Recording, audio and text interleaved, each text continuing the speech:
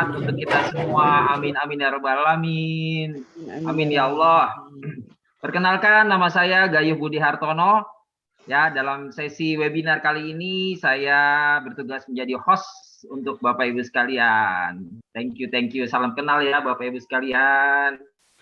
Oke, sebelumnya saya ucapkan selamat datang semuanya Bapak Ibu sekalian di acara webinar kesehatan. Ya, di acara webinar kesehatan kerjasama antara Rumah Sakit Omni Pekayon dengan Cahaya Community. Ya, alhamdulillah. Thank you Bapak Ibu sekalian ya. Dan tema kali ini pada malam hari ini adalah kita mengambil tema yang cukup masih sangat hot juga di sekitar kita, yaitu rehabilitasi pasca COVID-19 Bapak Ibu sekalian. Ya, semoga webinar kali ini tentunya bermanfaat buat kita semua, Bapak Ibu sekalian yang ada di sini, buat keluarga dan orang-orang di sekitar Bapak Ibu sekalian. Ya, dan di tengah-tengah kita sudah hadir, terima kasih Ibu Evindari dari Omni Hospital, thank you Bu Evindari. Kemudian Pak Nadir juga sudah hadir, ya, dan narasumber kita Dr. Heni Angganawati, spesialis rehabilitasi medis. Terima kasih Bu Heni. Ya. Nah, sebelumnya Bapak Ibu sekalian, ya, saya ingin memperkenalkan tentunya nanti juga Rumah Sakit Omni tentunya ya, yang telah memberikan banyak pelayanan yang terbaik buat masyarakat di Jakarta khususnya, karena di sini adalah Omni Jakarta dan tentunya nasabah-nasabah kami semua. Dan saya juga memperkenalkan Cahaya Community. Ya, Cahaya Community adalah salah satu agensi kantor pemasaran mandiri dari PT Prudential Life Insurance Indonesia. Ya, Prudential Life Insurance adalah perusahaan terbaik, terbesar, ya, perusahaan asuransi terbaik, terbesar di Indonesia saat ini, Bapak Ibu sekalian. Ya, sungguh satu kehormatan buat saya di sini menjadi host di acara webinar kali ini. Insya Allah webinar kali ini mendapatkan kebaikan buat kita semua. Mari sebelum memulai kita awali segala sesuatu dengan doa. Mari kita berdoa sesuai dengan keyakinan kita masing-masing. Semoga acara webinar kita pada malam hari ini mendapatkan kebaikan, bermanfaat buat kita semua. Amin ya rabbal alamin. Berdoa dimulai.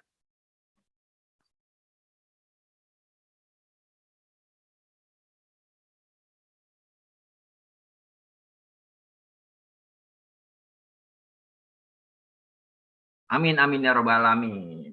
Ya, oke ya. Jumlah peserta yang mudah-mudahan akan semakin meningkat nih ya Bapak Ibu sekalian. Thank you buat Bapak Ibu yang sudah hadir on time ya pada malam hari ini. Ini adalah webinar ini adalah kegiatan kami Cahaya Community ya, secara rutin berkala memberikan edukasi kesehatan untuk nasabah-nasabah kami dan juga untuk umum, masyarakat umum ya, dan kita disupport oleh rumah sakit tentunya dengan dokter-dokter dan tenaga medis yang qualified untuk menyampaikan topik-topik kesehatan buat Bapak Ibu sekalian. Dan pada malam hari ini luar biasa kita disupport oleh Omni Pekayon Bekasi ya, Bapak Ibu sekalian ya, rumah sakit yang sangat bagus yang telah memberikan banyak pelayanan dan fasilitas-fasilitas terbaik buat kita semua. Ya, thank you ya buat tim dari Omni Pekayon. Oke Bapak Ibu sekalian, ya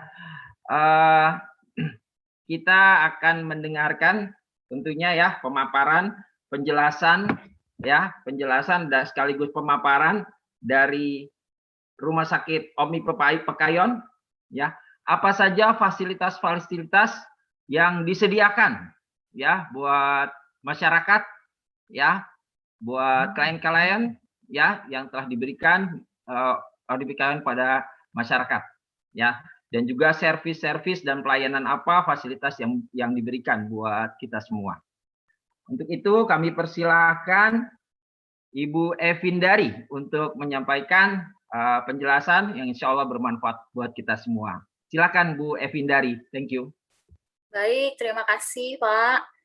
Selamat malam Bapak dan Ibu peserta webinar kami ini ya. Sekali lagi terima kasih untuk Cahaya Community yang sudah bersedia menjadi partner kami untuk menyelenggarakan Health Talk di malam ini. Semoga apa yang nanti akan dibahas juga dengan Dr. Henny bisa menambah ilmu kita bersama ya. Saat ini izinkan saya memperkenalkan diri, saya Evin, bersama tim saya di sana ada Pak Nadir. Kami berdua satu tim untuk memang fokus di private insurance Bapak Ibu. Jadi yang membantu nasabah dan leader agent yang mungkin ada di sini untuk bisa dilayani di Omni Hospital Pekayon. Dan saat ini izinkan saya sedikit memberikan gambaran tentang fasilitas kami ya. Saya izin share screen. Apakah sudah terlihat? Sudah terlihat. Baik. Terima kasih. Oke, baik. Saya akan mulai. Omni Group sendiri itu sudah berdiri tahun 72, Bapak Ibu kalau ada yang kenal Onkomulyo, nah itu unit pertama kami dan sekarang berganti nama jadi Omni Hospital Pulau Mas. Recording in progress. Gitu. Jadi Omni Hospital Pulau Mas adalah unit pertama kami yang tertua ya dan baru ulang tahun kemarin gitu. 49 tahun dan unit kami yang kedua ada Omni Hospital Alam Sutra buat Bapak Ibu yang berada di daerah Tangerang bisa di Omni Alam Sutra. Kemudian di Cikarang kita juga ada Omni Cikarang. Dan kami adalah anak bontot nih Bapak Ibu. Jadi tepat hari ini Omni Hospital Pekayon berulang tahun yang ketiga. Jadi tadi kami memang ada sedikit seremonial donor darah, berupa donor darah. Jadi kami sudah 3 tahun berdiri di wilayah Bekasi dan sekitarnya melayani masyarakat di Bekasi dan sekitarnya khususnya dengan Prudensial kita sudah sangat berhubungan baik dari awal kami berdiri gitu. Jadi sudah bekerja sama dengan Prudensial dan mungkin informasi saja Prudensial merupakan salah satu nasabahnya yang paling banyak dilayani di kami begitu dengan benefit-benefit yang juga mungkin nanti akan dijelaskan ya, ada banyak benefit yang sangat juga membantu kami sangat dipermudah gitu dengan benefit-benefit yang ada. Kemudian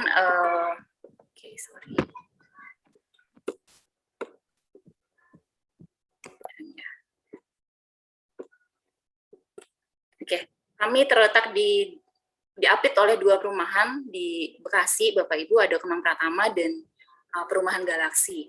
Nah, ini informasi terbaru bahwa memang Omni Hospital Pekayon sudah masuk di dalam MTech Group. Jadi mungkin kalau pasti sudah tahu SCTV, Indosiar, Video.com itu adalah sister company kami. Dan kalau di situ di pojok kanan bawah Bapak dan Ibu lihat ada IMC, itu juga adalah sister company kami di bagian rumah sakit. Dan informasi juga bahwa memang ke depannya Omni akan berganti nama gitu. Nanti kami akan publish lagi pergantian namanya di waktu yang nanti akan ditentukan. Jadi memang nanti kami akan berganti nama, tapi pelayanan kami tetap sama ya. Kemudian ini Center of Excellence kami, ada Cardiovascular Center yang berkaitan dengan jantung, pembuluh darah, kemudian urologi terkait dengan saluran kemih, batu ginjal, kemudian di Gastrit Center, pencernaan, ada Neuroscience Center juga terkait syaraf, bedah syaraf, dan Orthopedic Center. Kita, ortopedik ini terkait dengan tulang, otot, seperti itu cedera, gitu ya, itu adalah Center of Excellence kami. Dan ini gambaran sedikit tentang CT scan kami, 128 slice. Ini bisa melihat pembuluh darah jaringan lunak secara lebih detail, karena slice-nya juga lebih tinggi ya Bapak Ibu. Gitu. Kemudian ini cath lab. Cath lab ini tadi terkait dengan jantung, pembuluh darah, kita sudah bisa melakukan tindakan kateterisasi jantung, kemudian pemasangan stent, balon, mungkin secara awamnya seperti itu ya. Nah, kita sudah ada ruangan khusus, alatnya juga kita sudah ada di Omni Pekayon. Ini gambaran untuk dokter-dokternya. Cardiovascular Center tadi terkait jantung, pembuluh darah, kita juga sudah bisa melakukan tindakan PCI untuk membuka sumbatan pembuluh darah. Kemudian kita juga sudah didukung oleh dokter-dokter spesialis yang siaga 24 jam ketika ada tindakan emergensi. Kadang kan kalau jantung harus cepat ya Bapak Ibu. Jadi kita dokter-dokter spesialisnya juga sudah siaga 24 jam. Ada Dokter Ahmad Hamonangan dan Dokter Nurul. Jadi kita punya 2 orang dokter yang bisa membantu Bapak Ibu jika ada keluhan di bagian jantung dan pembuluh darah. Kemudian ini dokter baru yang bergabung bersama dengan kami di Omni Pekayon, ada Dokter Marolo Pardede. Beliau merupakan spesialis bedah toraks dan kardiovaskular.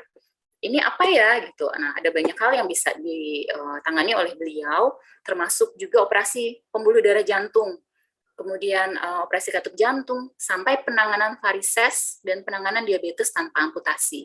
Jadi beliau bisa menangani bagian ini, dan nanti kalau misalnya ada waktu ke depan lagi mungkin bisa mengangkat tema-tema terkait bagian ini ya nanti dengan Dokter Marolo. Ini sedikit informasi tentang paket jantung sehat kami. Di dalamnya sudah ada treadmill, ehokardiografi, sampai cek lab. Jadi kalau ini di breakdown satu persatu, pasti harganya jauh lebih tinggi daripada 1099. Jadi kalau misalnya ada yang berminat untuk mengecek kondisi jantungnya, bisa mengambil paket ini. Kemudian ini untuk stroke emergency, kita ada dokter bedah syaraf dengan dokter Zaini Hamzah, beliau juga bisa menangani kraniotomi, bedah kepala, kemudian kelainan tulang belakang, sampai penanganan stroke, beliau juga bisa melakukan. Kemudian ada dokter Johan dan dokter Rosa untuk spesialis syarafnya, bisa untuk penanganan stroke juga. Kemudian HNP, saraf kejepit ya Bapak Ibu, sampai ke tumor di otak. Ini screeningnya ada brain health sama screening stroke. Kemudian lanjut ke digestive center. Digestive terkait dengan pencernaan. Jadi kita sudah ada endoskopi. Endoskopi itu teropong yang dimasukkan ke dalam saluran cerna untuk melihat apakah ada luka, ada polip di dalamnya. Gitu. Nah ini tim kami ada Dr. Velmon. Dr. Velmon ini spesialisnya bedah digestif. Gitu, bisa menangani minimal invasif dengan laparoskopi. Laparoskopi itu biasanya 3 titik, ada yang juga 1 titik.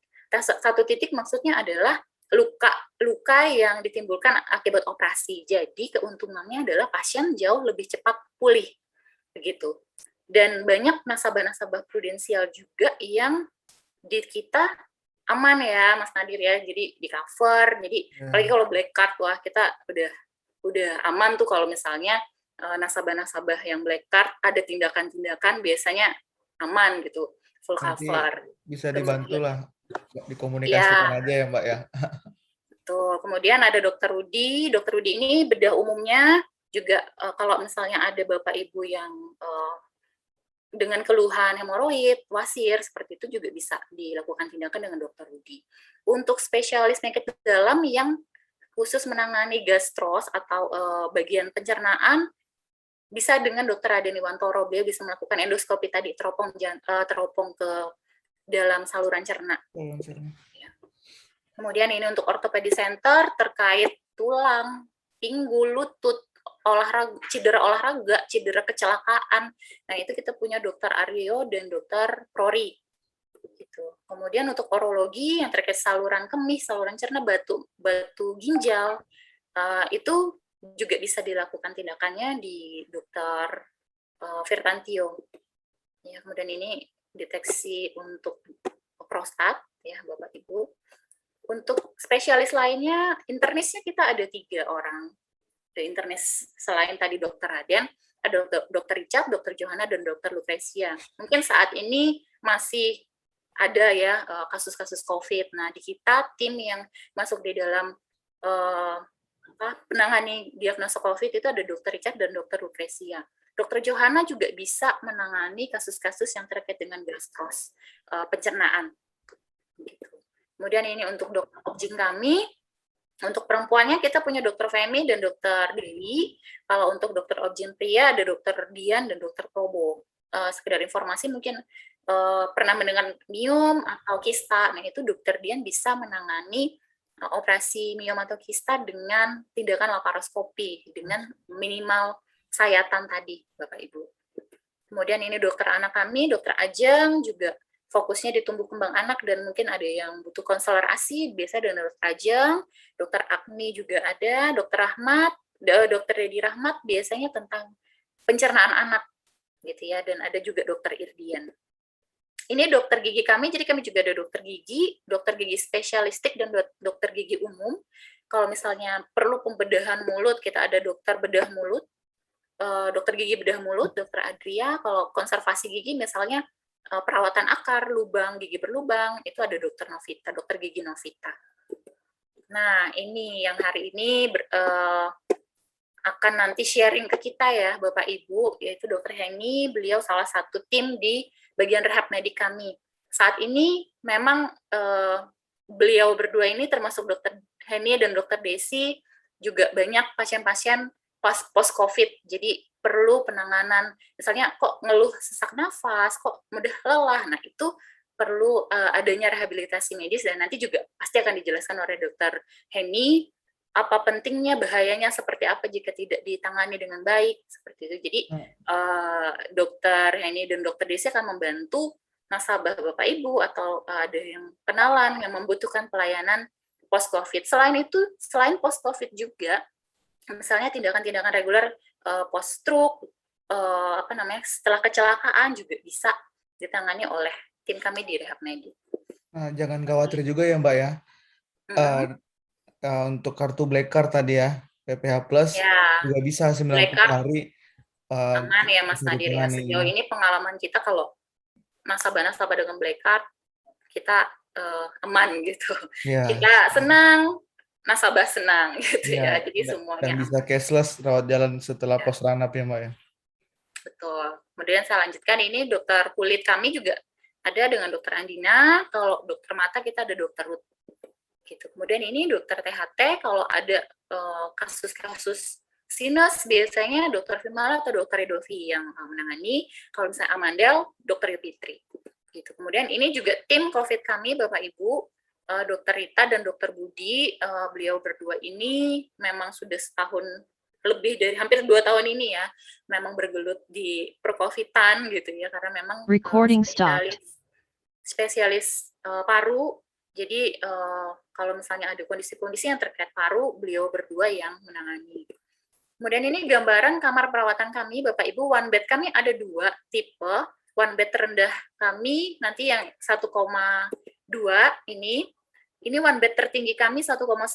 Jadi bedanya adalah kalau one bed tertinggi kami itu ada ruang tamunya sendiri terpisah, ada kitchen setnya juga gitu. Tapi kabar baiknya kerjasama kami dengan kerjasama kami dengan Prudensial, bahwa kami bisa memberikan free upgrade kamar 1 tingkat di atas plafon nasabah gitu. Jadi itu tidak akan dan itu sudah berjalan dari awal Omni Pekayun berdiri. Jadi jangan takut Bapak Ibu, kalau misalnya Black Card-nya 2 bed, nanti akan kami upgrade di 1 bed. Kalau di 1 bed, akan kami upgrade ke 1 bed tertinggi kami, selama kamar kami tersedia. Tapi sejauh ini Prudensial pasti akan kami prioritaskan. Gitu ya. Kemudian ini gambaran kamar kelas 1 kami. Tadi 2 bed, biasa kami akan upgrade ke 1 bed. Gitu. Ini kamar kelas 2 dengan 3 tempat tidur. Kemudian ini kelas 3 kami, biasanya di tempat lain 6 atau 7 orang, kami 5 orang. Nah, ini medical check up. Biasanya Prudensial pasti, kalau yang upgrade ada medical ya. Nah, di kami juga sudah kerjasama dengan Prudensial, jadi Bapak Ibu yang mau MCU untuk upgrade atau membuka polis dengan ketentuan tertentu, kami Omni Hospital Pekayun sudah bekerja sama. Jadi bisa ke Omni dengan gambaran ruangan seperti ini ya. Jadi one stop service, artinya di dalam MCU Bapak Ibu tidak harus keluar ke sana kemari. Jadi di lantai 2 saja kalau kami di bagian MCU. Gitu. Tempatnya seperti ini, bersih, nyaman. Kemudian ini ICU kami, gambaran ICU-nya. Nah, ini tadi gambaran ruang kerjanya Dokter Heni ya. Jadi nanti akan dibantu oleh fisioterapis juga yang akan membantu pasien-pasien yang terapi. Tempatnya nyaman, bersih, luas, gitu ya. Ini gambaran IGD kami, Bapak Ibu. Nah, kalau misalnya ada Bapak Ibu yang takut, oh sekarang masih COVID ya, gitu. Jangan khawatir bahwa pasien-pasien yang sudah terindikasi COVID atau ada pemeriksaan-pemeriksaan yang mengarah ke arah COVID, kami punya di belakang ini, mungkin kami tidak ada foto, di belakang ini tuh ada ruang isolasi IGD. Jadi semua pasien yang arahnya indikasi COVID atau sudah membawa hasil PCR positif atau antigen positif sudah langsung masuk ke dalam IGD ruang isolasi IGD, jadi tidak di sini. Gitu.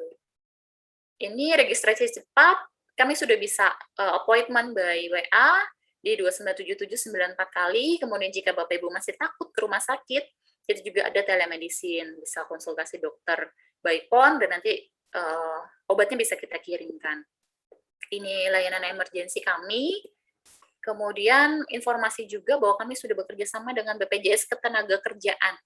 Artinya ketika mungkin Bapak Ibu bekerja di satu perusahaan yang sudah terdaftar di BPJS Ketenagakerjaan, jika ada kecelakaan, baik itu saat berangkat maupun saat pulang, ya itu bisa di-cover dengan BPJS Ketenagakerjaan dan kita sudah bekerja sama.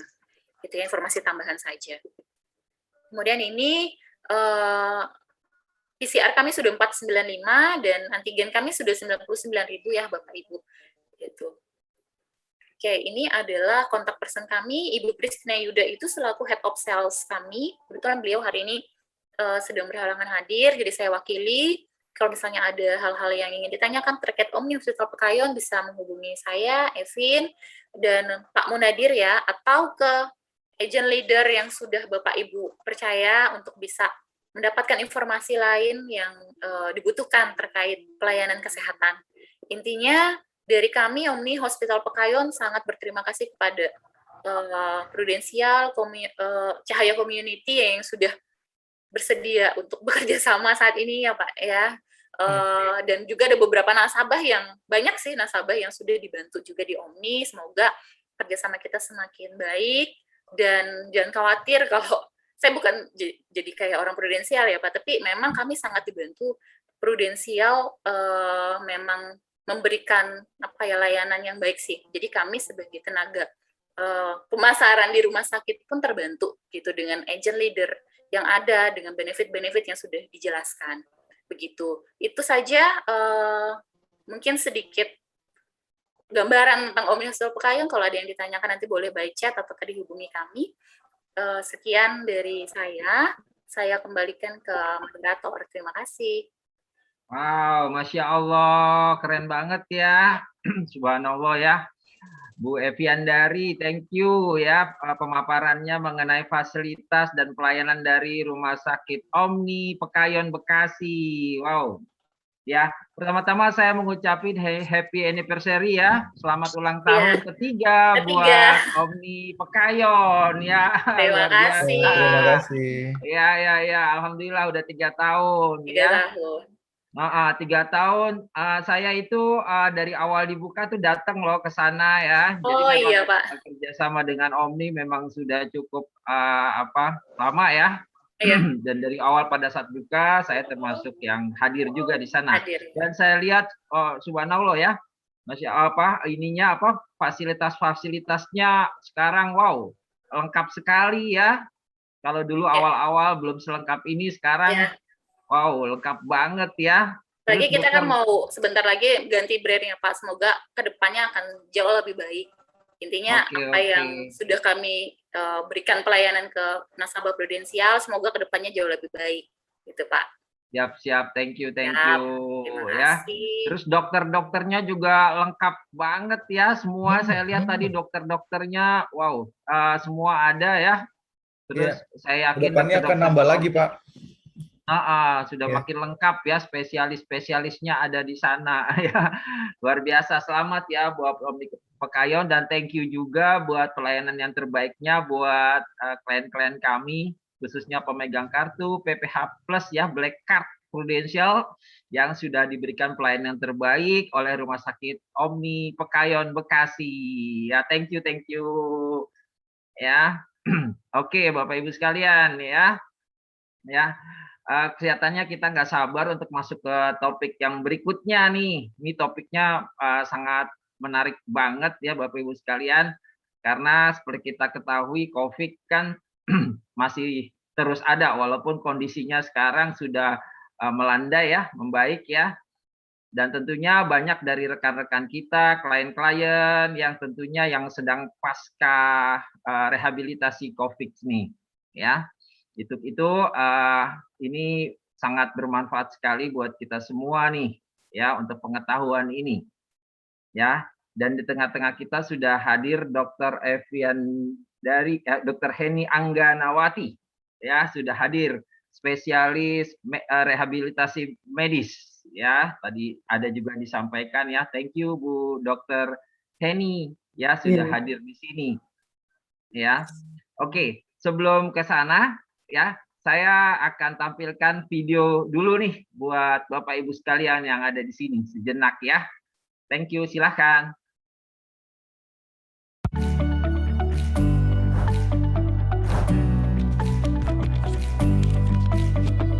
Pru Prime Healthcare, membayar biaya rawat inap rumah sakit sesuai tagihan. Pru Prime Healthcare, perlindungan komprehensif global dengan manfaat berkembang. Prudential, always listening, always understanding.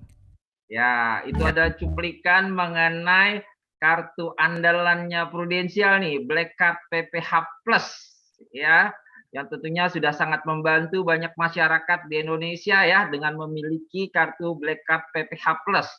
Terlebih kemarin di masa pandemik ini, ya, banyak sekali, ya, kita ketahui klien-klien kita atau bahkan tenaga pemasaran kita sendiri yang terpapar COVID dan sudah membuktikan betapa Black Card ini sangat bermanfaat buat masyarakat Indonesia. Dan tentunya nggak cuma Black Card-nya aja, tentunya disupport oleh rumah sakit yang bagus, rumah sakit yang komitmen untuk memberikan pelayanan yang terbaik buat masyarakat Indonesia. Salah satunya adalah Omni Pekayon Bekasi. Oke, nah di tengah-tengah kita, thank you Dr. Heni Angganawati, salam kenal dari Cahaya Community, ya. Mudah-mudahan nanti kalau udah nggak pandemik bisa silaturahmi kembali ke Omni Pekayon. Tapi insya Allah walaupun pandemik silaturahmi tetap berjalan di antara kita semua, ya. Thank you. Dan pada malam hari ini, ya, kita di webinar kesehatan kita mengambil topik adalah rehabilitasi pasca COVID, ya. Saya rasa ini topik yang sangat bermanfaat, ya, dan akan dijelaskan juga oleh dokter yang hebat, ya, salah satu dari dokter di Omni Pekayon, ya. Sepertinya rekan-rekan semua, Bapak Ibu sekalian sudah tidak sabar lagi untuk mendengarkan penjelasan mengenai apa sih yang harus diperhatikan setelah sembuh dari COVID, setelah negatif, ya, apa saja yang harus dilakukan agar kita tetap bisa menjalankan aktivitas dengan baik, tubuh kita tetap kita jaga, ya. Nah, itu kan momen-momen atau masa-masa yang harus diperhatikan buat kita semua. Oke, Bapak Ibu sekalian, ya, kita akan mendengarkan. Sekaligus nanti kalau ada pertanyaan silahkan disampaikan di chat, ya, Bapak Ibu sekalian, dan tentunya kami akan berusaha sebanyak mungkin untuk bisa menjawab pertanyaan-pertanyaan yang ada di chat. Kalaupun belum terjawab, ya, nanti pertanyaan akan di forward ke Rumah Sakit Omni untuk bisa mendapatkan penjelasan walaupun tidak di sini, ya, tapi di media yang lain. Itu Bapak Ibu sekalian. Silakan bertanya, open buat Bapak Ibu sekalian.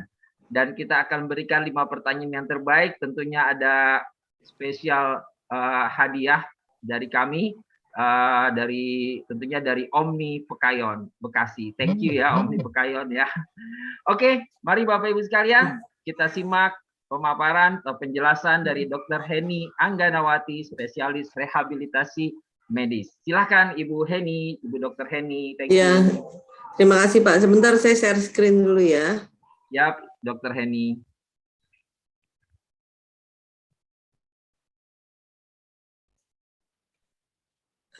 Saya mulai ya Pak, ya. Bismillahirrahmanirrahim. Assalamualaikum warahmatullahi wabarakatuh. Selamat malam Bapak Ibu sekalian. Saya Dr. Heni Angganawati, SPKFR.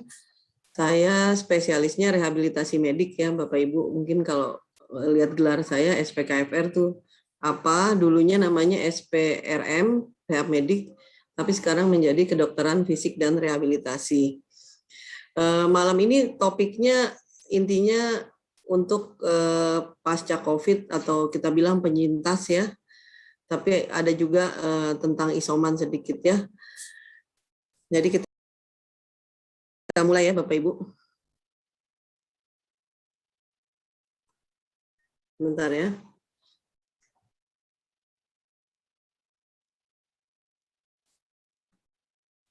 Ya. Oke, pandemi COVID-19. Semua orang pasti udah tahu ya COVID-19 itu penyebabnya dari mana. Coronavirus SARS-CoV-2 ini yang dari keluarga SARS-CoV yang baru ini. Terus menularnya bagaimana? Melalui droplet, airborne, terus atau kita tidak sengaja tersentuh virusnya, lalu kita menyentuh wajah kita masuk ke mulut atau ke hidung, ke daerah yang jaringan yang lembab sehingga berkembang biak itu virusnya. Nah, di Indonesia sampai dengan hari ini yang tercatat adalah kasus barunya tuh kita sehari aja 5.000 ya, masih cukup tinggi. Tapi ini sudah turun dibandingkan waktu peaknya tuh mungkin sekitar bulan Juli ya, awal-awal Juli itu sampai 41 kalau nggak salah ya, sempat 41.000. Nah, sekarang 5.867. Kasus positifnya di Indonesia sudah 4 juta lebih, terus yang meninggal sudah 138.000.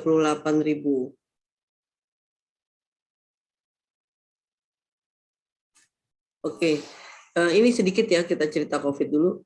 Targetnya di mana sih COVID ini? Kuman ini kemana aja dia kena ke organ tubuh kita? Pertama adalah sistem respirasi atau pernafasan. Kedua adalah sistem pencernaan atau gastrointestinal. Bisa juga ke mata, bisa juga ke saraf, ke otak, ke jantung, ke semua sistem organ tubuh kita bisa dimasuki oleh COVID.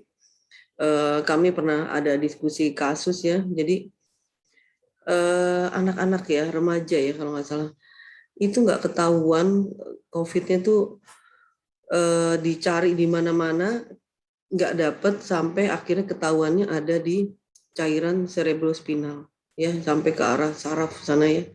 Jadi memang COVID ini sangat berbahaya. Karena saya dokter rehab medik, jadi tugas saya adalah mengenai rehabilitasinya ya. Jadi apa sih tujuan rehabilitasi? Menangani dampak suatu kondisi kesehatan tertentu terhadap kehidupan sehari-hari seseorang dengan mengoptimalkan fungsi dan mengurangi disabilitas. Jadi target saya tuh adalah bahwa apapun penyakitnya dengan diagnosa apapun yang dikirim ke kami harus bisa mengoptimalkan fungsinya.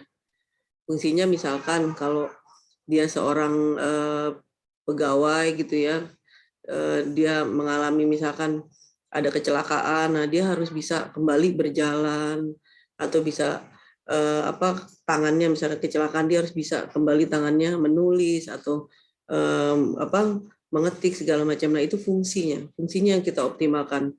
Mungkin estetiknya saya nggak ngurusin, tapi fungsinya nih bagaimana nih harus berfungsi kembali. Mengurangi disabilitas itu kecacatan. Nah jangan sampai misalkan dia kecelakaan ya, tangannya kecelakaan, terus jangan sampai ini tangannya nggak bisa untuk megang pulpen atau megang gelas atau tanda tangan. Nah itu kan udah disabilitas, cuma misalkan kaku diem aja. Atau orang yang stroke, misalkan apalagi sisi kanan ya, stroke-nya. Kanan kita kebanyakan kan mayoritas kanan ya. Nah jadi bagaimana nih tangan kanan nih harus kembali berfungsi optimal. Jangan sampai nggak bisa apa-apa gitu, jadi disabilitas. Itu sih targetnya di rehab tuh, itu yang kita usahakan. Mengusahakan agar seseorang dengan kondisi kesehatan tertentu dapat tetap mandiri dan berpartisipasi dalam pendidikan, pekerjaan, dan memiliki peran dalam kehidupan sebaik-baiknya. Nah, kita kembali lagi ke COVID. Yang paling utama memang adalah sistem pernafasan yang diserang. Masalahnya apa sih? Bisa di dalam paru dan di luar paru. Kalau di dalam paru, yang diserang apanya yang rusak ini, yaitu epitel parunya, sehingga parunya tidak bisa mengembang, terjadi fibrosis, sehingga sesek dan sebagainya.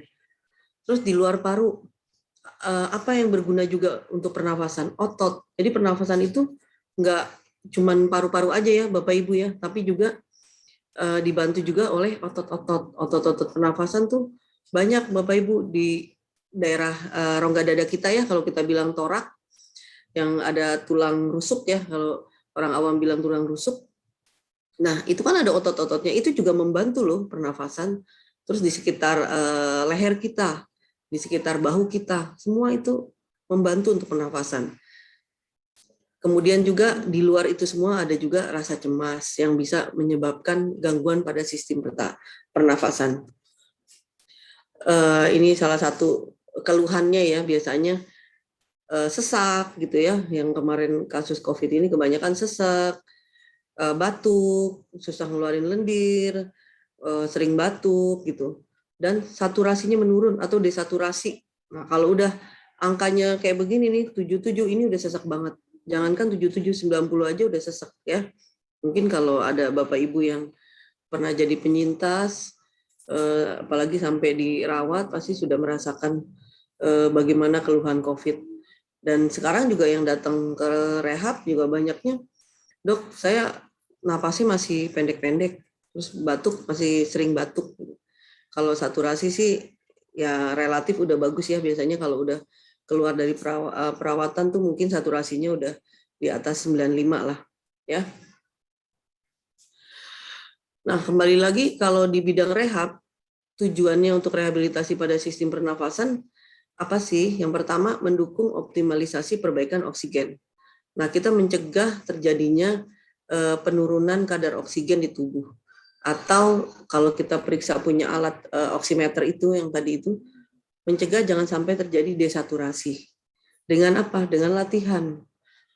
Mengatasi gejala dan mencegah perburukan klinis, misalkan tambah sesek atau batuknya terus-menerus, lendirnya nggak bisa keluar, ya, atau nggak bisa bangun, nggak bisa berdiri, nggak bisa jalan, gitu. Dan kita mencegah dekondisi. Dekondisi itu artinya ya kita tidak bisa hanya tirabaring gitu ya, tidak bisa duduk, tidak bisa berdiri. Jadi tidak bisa mengakibatkan juga ke disabilitas gitu ya. Terus mencegah jangan sampai masuk kondisi kegawatan sampai di ICU atau kita mengalami semuanya organ-organnya atau otot sendinya weakness ya, terjadi kelemahan. Dan juga untuk menjaga tingkat kapasitas fungsional. Kapasitas fungsional yaitu ada fungsional paru, ada fungsional jantung, ada juga fungsional muskuloskeletal, otot-ototnya. Kemudian yang terakhir adalah dari sisi rehab kita harus menjaga endurance ya atau kebugaran ya.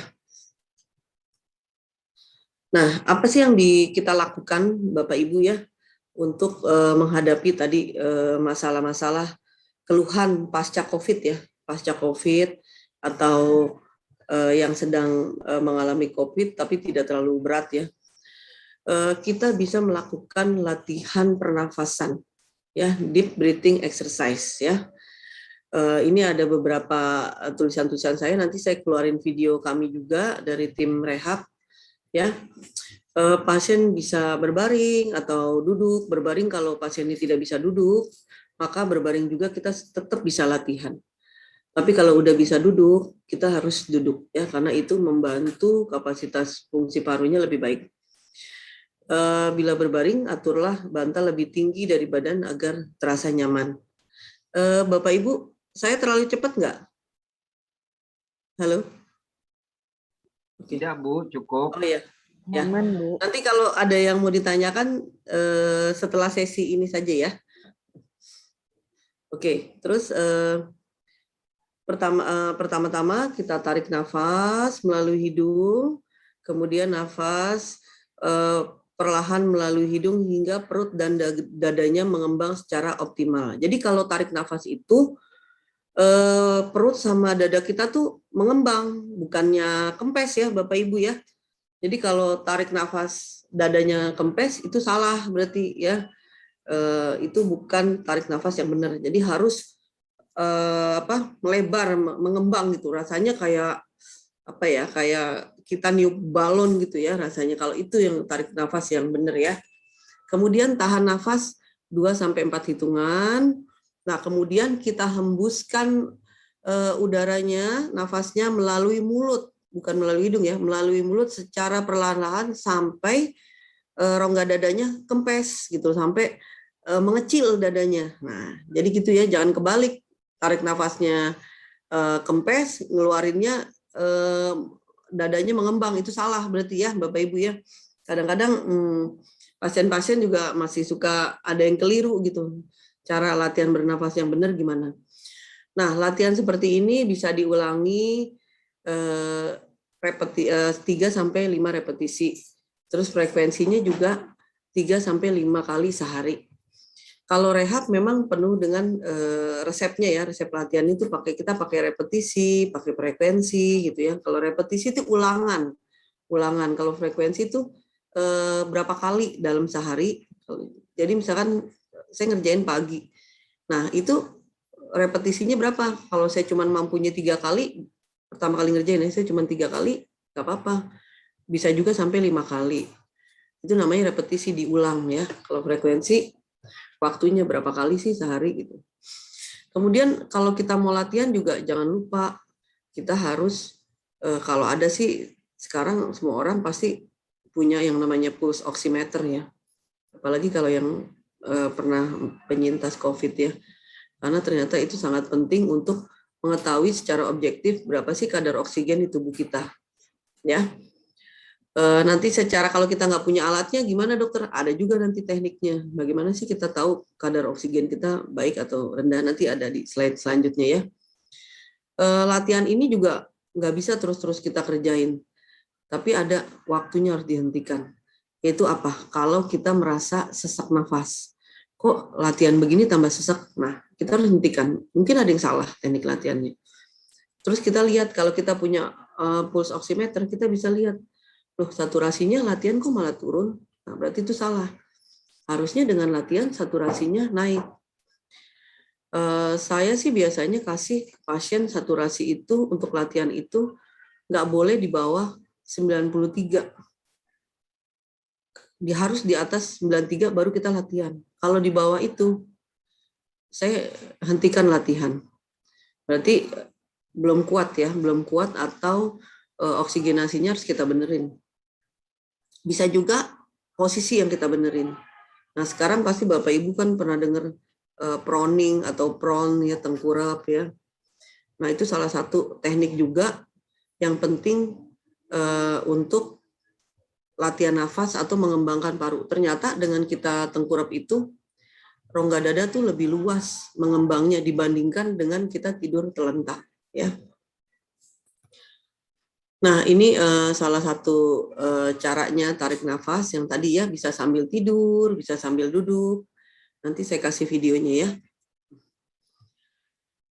Yang kedua adalah teknik latihan batuk efektif. Ini latihan batuk ini gunanya apa? Biasanya untuk mengeluarkan, kalau lendirnya susah keluar dokter, itu banyak tuh pada kasus COVID ya, atau yang pasca juga.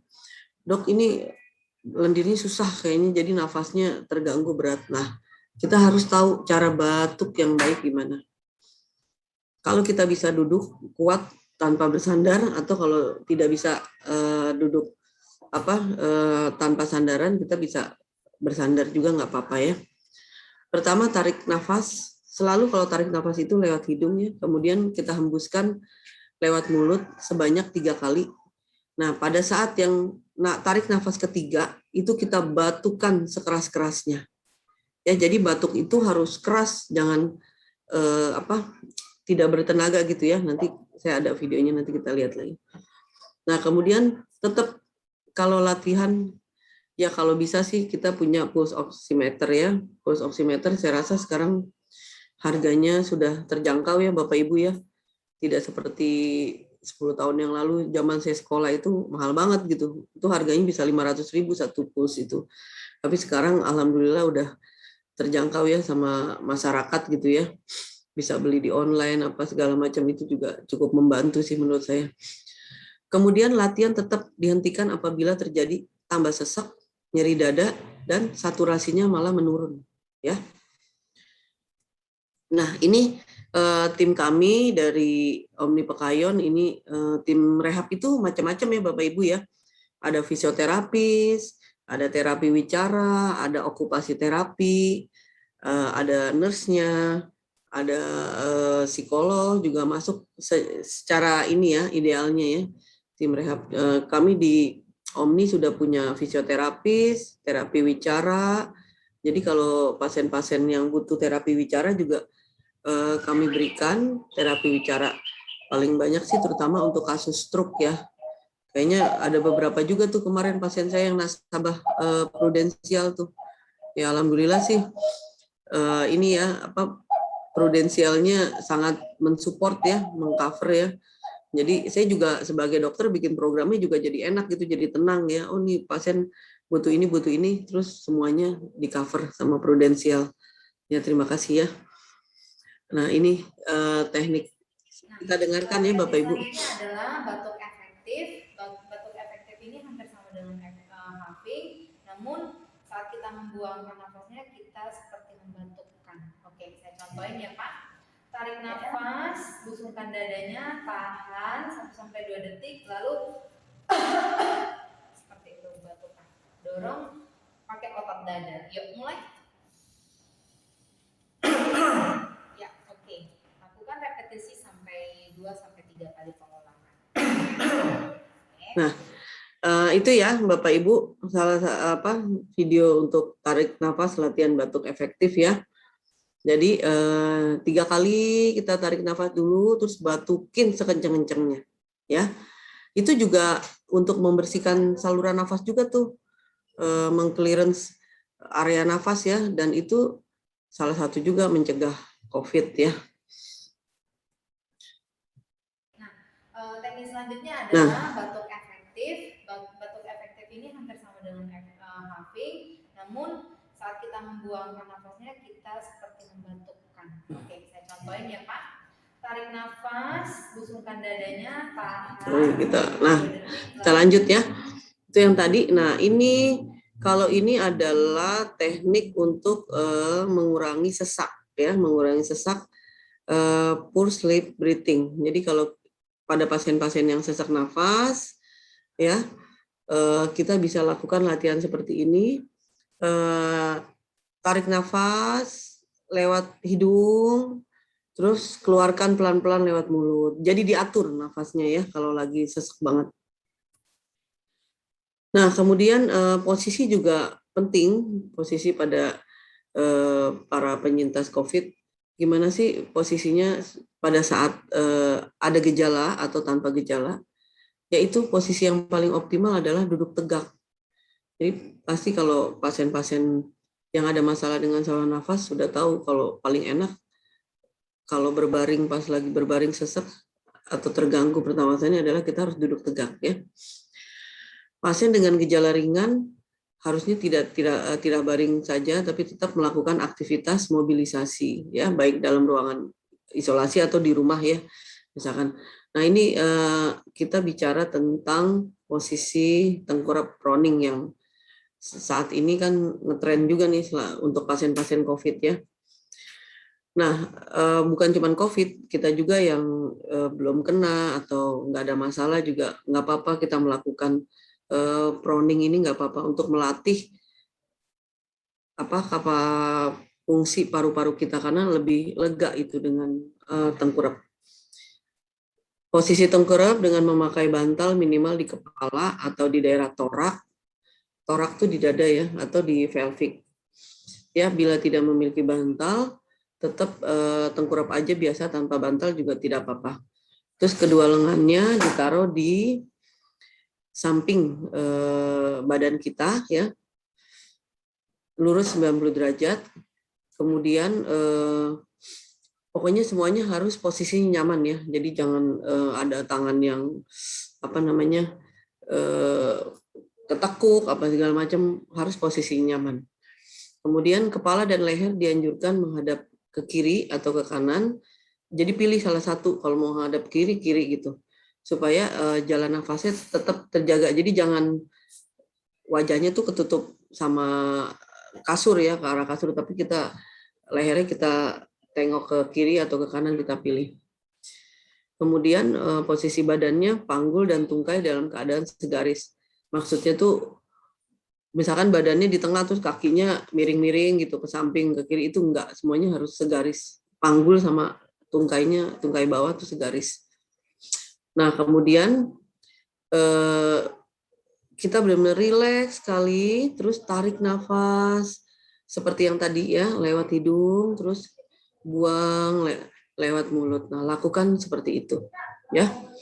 Atau kita juga bisa melakukan posisi ini, kalau nggak bisa duduk tegak ya, namanya posisi setengah duduk atau lone position. Ini juga sambil memeluk bantal ini juga menyebabkan saturasi kita juga lebih baik ya. Oke, nah ini posisi proning kayak gini. Tadi ada bantal di leher, kemudian di pelvis itu di daerah perut ya, kemudian di kaki. Nah ini nih bikin rileks banget nih kalau posisinya begini tengkurap. Terus sambil ambil nafas, buang nafas, ambil nafas, buang nafas ya. Nah kira-kira berapa lama sih kayak begini latihannya dokter? Ya 30 menit cukup lah gitu. Kalau nggak kuat ya 15 menit, nggak kuat juga ya 5 menit aja deh. Kalau nggak bisa tengkurap, nah miring juga boleh. Ya miring, kita mau ke kanan atau ke kiri silakan ya, bagaimana nyamannya. Nah, kalau miring posisi bantal yang di kaki itu di antara di tengah-tengah antara kaki kanan dan kiri. Nah kalau nggak bisa juga posisi miring tengkurap, nah setengah duduk pakai bantal ya. Tapi ini bukan yang lone position. Lone position adalah ini. Sebentar ya Bapak Ibu.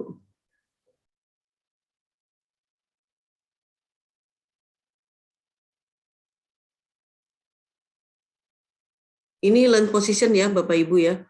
Jadi ini memeluk bantal gitu. Ya duduk setengah tegak terus memeluk bantal. Nah ini posisi yang sangat nyaman juga bagi orang-orang yang mengalami sesak nafas. Oke, kita lanjut. Sebentar saya ini dulu ya, stop screen sebentar ya, saya cek lagi. Baik dokter.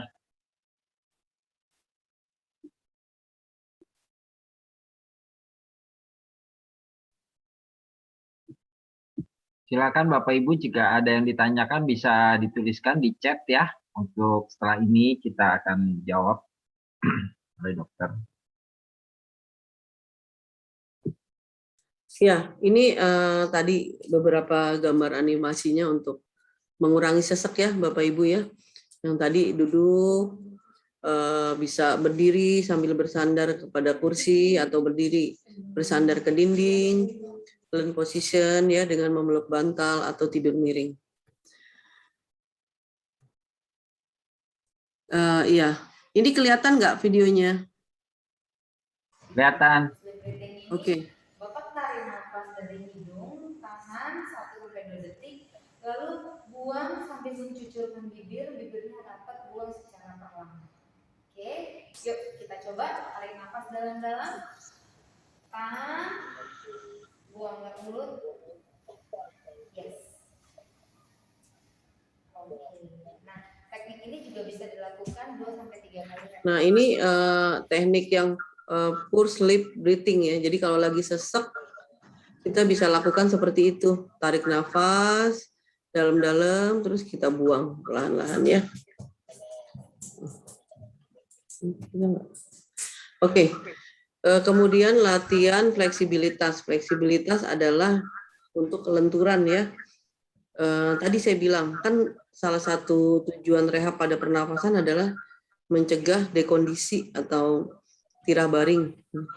Nah, untuk mencegah terjadinya tirah baring sehingga menyebabkan kekakuan pada sendi atau otot yang lemah, kita lakukan, suara saya bergema ya. Kita lakukan latihan fleksibilitas ya. Salah satunya adalah berupa latihan ekspansi torak, yaitu mengembangkan rongga dada ya Pak ya. Ini supaya pengembangan paru-parunya lebih baik. Terus kemudian latihan lingkup gerak sendi dan peregangan pada otot-otot besar ekstremitas atas dan bawah. Otot-otot besar itu maksudnya otot yang ini ya, bukan ototnya yang ini apa gede masanya, bukan, tapi yang fungsinya, contohnya otot bahu kalau di ekstremitas atas ya, otot bahu kita, kalau di bawah itu otot paha ya, otot daerah bokong ya, itu ekstremitas otot yang besar ya. Kemudian lakukan ini bisa dilakukan sampai 10 repetisi, diulang setiap kali latihan. Kita bisa 5 sampai 10, kalau 5 nggak sanggup ya 3 ya. Kemudian frekuensinya bisa 2 kali sehari atau 3 kali sehari. Seperti biasa, latihan ini dihentikan bila terjadi keletihan atau sesak nafas, atau buat orang-orang penyintas terjadi desaturasi, saturasi oksigennya turun, makin rendah, nah itu harus dihentikan. Jadi pelatihan ini sifatnya sesuai dengan kemampuan pasien ya, baik pada fase isolasi atau penyintas. Oke, nah ini latihan kebugaran. Latihan kebugaran juga sangat penting ini ya untuk pasien isoman atau penyintas. Apa aja sih tujuannya? Adalah untuk mencegah penurunan kebugaran kardiorespirasi ya. Tadi endurance kebugaran sama ya.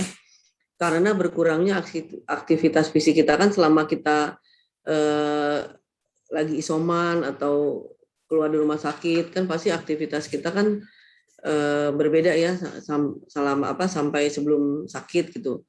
Kan lebih banyak diamnya. Nah, itu kita nggak boleh diam begitu aja, karena nanti kebugaran kita bisa menurun. Salah satu latihannya apa sih yang paling sederhana? Kalau Bapak Ibu di rumah nggak ada alat-alat latihan, bisa dengan berjalan aja. Berjalan misalkan keliling halaman rumah, ya, atau di kamar kalau nggak kuat jauh-jauh di dalam rumah atau di dalam kamar dengan berjalan. Itu udah ngelatih endurance kita kok. Atau latihan duduk berdiri, sit and stand, ya itu paling mudah tuh dilakukan. Kita tinggal butuh bangku, terus duduk berdiri, kita hitung waktunya 1 menit kita dapat berapa, terus besok kita hitung lagi ada peningkatan apa enggak ya.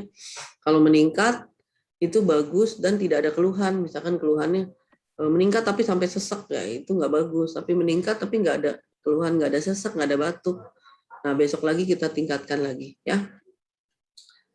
Nah ini salah satunya latihan duduk ya, duduk berdiri salah satu contohnya. Kemudian ini masih latihan peregangan juga ya, meregangkan otot-otot semua, otot-otot dari ekstremitas atas ya, tangan, bahu sampai ke otot-otot ekstremitas bawah. Kita lanjutin. Nah ini contohnya ya, latihan pada ekstremitas atas, bahu, paling penting nih otot tricep, ini salah satu aja ya, tricep, ada bicep, terus untuk otot-otot ekstremitas bawah ada quadricep, otot paha ya, paha depan, terus ada hamstring, paha belakang. Gimana sih mereganginnya? Nih ada beberapa gambarnya, mungkin agak kecil ya Bapak Ibu ya. Jadi di tempat kami tuh kalau pasien-pasien penyintas COVID datang, nah program-program kayak gini yang kita berikan. Jadi bukan cuma latihan nafas, tapi kita juga latihan untuk otot-ototnya, peregangan, latihan kebugaran. Nanti saya liatin fasilitasnya ya. Nah, ini sih latihan mengontrol pikiran, kita bisa dengan meditasi atau relaksasi atau zikir ya. Kalau yang muslim kita bisa sambil zikir segala macam ya. Oke. Kemudian edukasinya, ini beberapa edukasinya ya, kita harus makanan yang bergizi dan seimbang tentunya, terus tidur yang cukup dan berkualitas, terus jangan lupa tetap prokes 3M, terus obat-obatan, suplemen, vitamin, dan banyak bertanya, mencari informasi. Kebetulan Omni juga menyediakan telemedicine, mungkin pasien-pasien sekarang bisa dengan mudahnya ya melakukan telemedicine dengan dokter-dokter. Ini latihan relaksasi ya. Kita lanjutin aja ya. Nah, tadi kalau latihan apa sih yang perlu diawasin? Yang paling penting yaitu pertama saturasi oksigen. Jadi kalau punya alat bagus, kalau nggak punya gimana? Kalau nggak punya, jadi kalau kita lagi latihan masih bisa nyanyi, sambil latihan bisa nyanyi nih, sambil misalkan sambil treadmill atau sambil naik sepeda statis masih bisa bersenandung gitu, itu masih bagus. Masih terus habis itu masih bisa ngomong, itu masih bagus. Tapi kalau udah nggak bisa ngomong, udah susah terengah-engah, nah itu udah nggak bagus. Ini kalau kita nggak punya alat ya gitu. Tapi kalau kita punya saturasi kan kita tinggal cek, oh saturasinya segini. Kemudian denyut jantung, heart rate-nya tuh harus diukur juga. Kebanyakan sih sekarang kan ada di HP atau di jam tangan ya, atau kalau di sepeda statis atau di treadmill tuh kan kalau kita megang heart rate-nya ketahuan. Jadi heart rate itu, denyut jantung itu ada rumusannya ya Bapak Ibu. Jadi makanya dengan kalau datang ke rehab, kita pantau, terus kita evaluasi terus. Jadi latihan enggak, udah latihan aja deh sampai ngos-ngosan, enggak. Tapi ada rumusannya, kita pakai misalkan 200 dikurangin usia, terus kita ambil sekian persennya. Tergantung kondisi Bapak Ibu, jadi nggak sama. Misalkan Bapak Ibu, oh saya juga COVID, habis COVID kok saya beda sama dia, target heart rate maksimalnya atau target olahraganya sampai di batas berapa? Beda. Kan penyakitnya beda-beda, di balik itu ada yang sakit diabetes, ada yang sakit jantung, ada yang sakit hipertensi, atau tidak punya penyakit komorbid apapun juga gitu. Nah, itu target yang dokter resepin yang itu kita kasih berbeda. Kemudian tekanan darah sudah pasti ya Bapak Ibu, kalau tekanannya tinggi misalkan 160, 100 ya sebaiknya jangan latihan dulu ya, harus di bawah itu dulu ya. Tekanan darahnya diusahakan agak turun, tapi juga jangan rendah, misalkan 180 per 40, wah nggak bisa tuh latihan ya. Terus kondisi sesak, nggak boleh latihan. Sesak latihannya latihan nafas aja. Nggak boleh tuh latihan kebugaran, yang latihan naik sepeda gitu-gitu nggak boleh ya.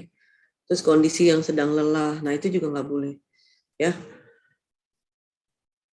Oke, nah ini untuk tadi saya sedikit yang untuk isoman ya, ini sekarang masuk ke penyintas.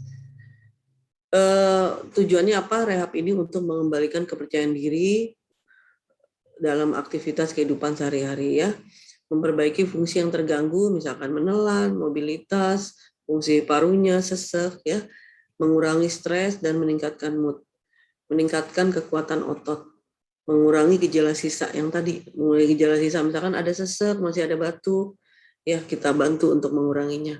Terus mengembalikan kebugaran, kok masih lemes-lemes aja ya habis COVID, kayaknya masih jalan lemes, ini apa nggak bisa, mau duduk susah apa segala macam. Nah itu kita bantu, ya. Targetnya adalah mengatasi gejala, perbaikan kapasitas fungsional dan kembali beraktivitas dan berpartisipasi dalam pekerjaan seperti target yang dari awal itu ya. Gejala yang muncul biasanya adalah kelemahan anggota gerak, nyeri kepala otot, mudah lelah, batuk, sesak nafas, nafas pendek-pendek, gangguan kognisi itu misalkan, oh jadi lupa-lupa ya. Terus ditanya agak lama nih jawabannya. Ya agak lemot jadinya gitu ya. Agak lemot ya. Iya lemot gitu. Terus nggak bisa tidur. Tuh ada nih bapak-bapak ibu-ibu nih keluhan ini nih. Yang saya masukin sini nih ada pada penyintas ya. Tapi nggak semuanya ada. Kadang ada yang cuman mudah lelah dok. Saya batuk napas pendek-pendek. Paling sering sih batuk napas pendek-pendek ya. Sama ini apa lemah anggota geraknya gitu loh. Paling banyak itu. Ya kemudian sebentar ya. Jadi program rehab tuh bagaimana sih stepnya? Kalau datang ke dokter rehab tuh gimana sih awal-awalnya? Ya pertama kita lakukan assessment secara komprehensif ya, menyeluruh ya. Kita tahu keadaan klinisnya gimana, terus kira-kira kalau kita kasih latihan seperti apa dan resikonya gimana. Nah itu yang dibuat sama rehab. Terus kita menyusun program itu secara tailor-made. Jadi di custom, orang per orang tuh ada customnya, nggak A, B, C sama semua, enggak. Kan kondisinya orang-orangnya beda-beda, komorbidnya beda-beda. Saya bilang tadi ada yang punya diabetes, selain COVID ada diabetesnya. COVID sama hipertensi, COVID sama jantung, COVID sama autoimun, COVID dengan misalkan apa sih orang yang disabilitas juga ya, tapi dia kena COVID. Nah, itu kan beda-beda. Makanya program rehab adalah tailor made ya. Terus harus diawasi. Jadi pada saat latihan kayak tadi, nggak cuma naik sepeda aja deh, udah naik sepeda ya, yuk sekenceng-kencengnya atau selama-lamanya. Enggak bisa kayak begitu ya Bapak Ibu ya. Yang ada nanti malah terjadi gangguan pada jantungnya, malah bahaya gitu. Terus kita evaluasi. Jadi kalau minggu ini, targetnya segini aja dulu. Nanti minggu depan kita naikin. Atau belum bisa naik nih, dia masih, malah kita turunin malah. Nah, itulah gunanya evaluasi ya. Dan programnya komprehensif. Yang tadi Pak, bukan cuma masalah sesak nafasnya aja, tapi kita atasi juga sampai kebugarannya. Mungkin ada juga nyeri. Kadang-kadang kan tadi ada nyeri otot ya. Kita cari kenapa nyeri ototnya.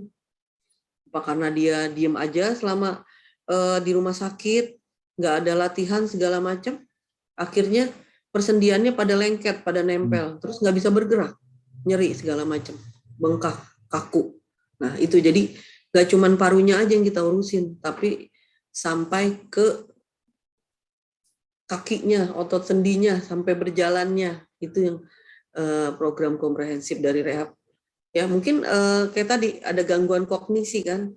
Nah itu kita juga ada timnya. Kita bisa panggil sama terapi bicara kita, bantuin untuk latihan apa? Memori, latihan kognisi itu ada Pak. Ya, jadi bukan sekedar cuman udah deh latihan doang, dipanasin, pijit-pijit selesai dan enggak.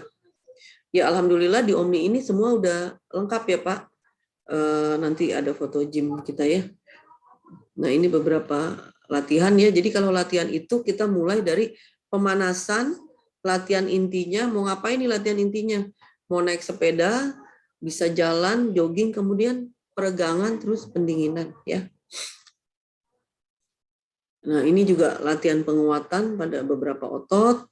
Latihan penguatan bisa berdiri, bisa duduk ya. Dengan alat yang sederhana kita bisa pakai bangku. Kalau di Omni kita punya kursi khusus ya untuk nguatin beberapa otot. Kita menguatin otot paha ada alatnya, kita menguatin otot tangan, kita punya alatnya, pulinya. Kita mau nguatin keseimbangan, kita punya bola-bolanya untuk latihan balance ya. Terakhir selalu latihan pakai pendinginan ya. Supaya apa? Nggak cedera ototnya. Kalau ototnya cedera itu mudah terjadi pengapuran pada otot. Jadi pengapuran itu bukan pada tulang aja ya Bapak Ibu, di otot pun bisa. Malah banyak saya temukan pasien-pasien yang ototnya pengapuran akhirnya robek dan kekuatannya terganggu, kekuatan ototnya ya. Nyeri tentunya juga ada nyeri. Oke, seperti yang tadi sama setiap kali latihan, tanda vital yang penting apa sih yang kita evaluasi? Saturasi, denyut jantung, tekanan darah, sesak nafas, dan kelelahan. Ya. Ini latihan kebugaran. Untuk apa gunanya? Gangguan kalau kita mudah lelah, lemas, nah kita tingkatkan kebugarannya. Berarti ini kebugaran yang terganggu. Mungkin yang lain-lain sesak nggak ada, tapi lemes.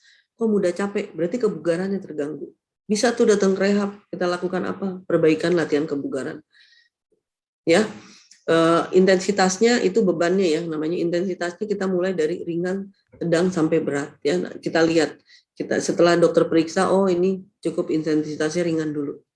Nanti minggu depan naik lagi ke sedang. Ya, untuk COVID sih kita bisa sampai sedang ya. Nggak sampai yang berat, enggak ya, cuma sampai sedang aja ya.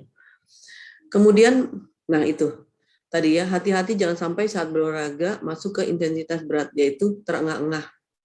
Ya justru terengah-engah ini itu berarti titik imunitas kita pada titik yang terendah, ya Bapak Ibu ya.